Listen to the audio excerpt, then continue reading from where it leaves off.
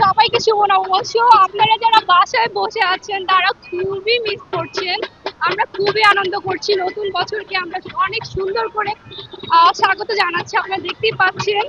তো আপনারা যারা বাসায় বসে আছেন তারা অবশ্যই চলে আসুন তাড়াতাড়ি। এই তো দেখতে পাচ্ছি আমাদের মঙ্গল শোভাযাত্রা, আমরা এগিয়ে যাচ্ছি সামনের দিকে।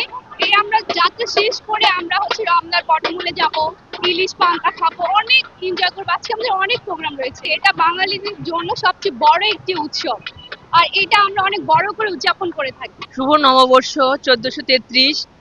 অনেক সুন্দর এবং নিরাপত্তার মধ্য দিয়ে আমরা বাংলা নববর্ষকে উদযাপন করছি। বাংলা নববর্ষ আমাদের বাংলার গৌরব।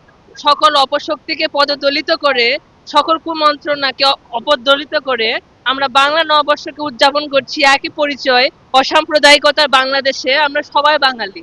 জাতি, ধর্ম, বর্ণ নির্বিশেষে আমরা সকলেই বাঙালি।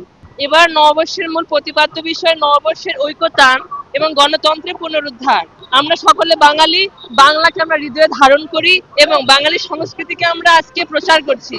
বঙ্গবাসী দেখুক আমাদের কালচার কি, আমাদের সংস্কৃতি কি। 2026-এর আজকে নববর্ষ অনেক ভালো লাগছে। আগের বারের মতো যেমন আনন্দ হয় তার থেকে মনে হচ্ছে এবারে আরো আরো আনন্দ বেশি, আরো ভালোভাবে উদযাপন হচ্ছে। কিছু বছর হচ্ছে এখানে আসা হয় না মঙ্গল শোভাযাত্রায়, বাট এই বছর আসা আসতে পেরে অনেক ভালো লাগছে, কারণ সবসময় তো সুযোগ হয় না আসার। আর এবারের বর্ণাঢ্য আয়োজন অনেক সুন্দর হয়েছে।